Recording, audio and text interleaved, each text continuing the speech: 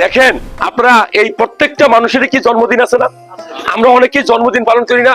আমি কিন্তু কখনো করি নাই। আমি আমি গ্রামে জন্মগ্রহণ করছি, আমি গ্রামে বড় হয়েছি, সেটাই হলো আমার ক্রেডিট, আমার অহংকার। আমি গ্রামের ছেলে। আমার জন্মদিন কোনটা আমি এখনো মধ্যে স্পেসিফিক আমার মা বাবার কাছে খুঁজে পাই নাই। তো সেটা কি আমার ব্যর্থতা? এটা কি আমার মা বাবার ব্যর্থতা? না, তখন ওই সময় ওই জায়গায় ওই যুগটা ছিল না। তারপরেও আমি বলবো আপনারা যারা জন্মদিন পালন করেন, আল্লাহর ওয়াস্তে জন্মদিন পালন করেন, যাই করেন, ওই দিন কমপক্ষে নিজেকে একটা পুরস্কার দিবেন। কি পুরস্কার জানেন? যে প্রত্যেক জন্মদিনে যদি আপনি কিছু রেগুলার রুটিন টেস্ট করেন, তাহলে প্রত্যেক বছর থেকে বছর আপনি পার্থক্য করলে বুঝতে পারবেন যে 2 বছর আগে আপনি কেমন ছিলেন, 2 বছর পর আপনার রিপোর্ট গুলো কেমন হয়েছে। তাহলে এই প্রচলন চালু করা উচিত না?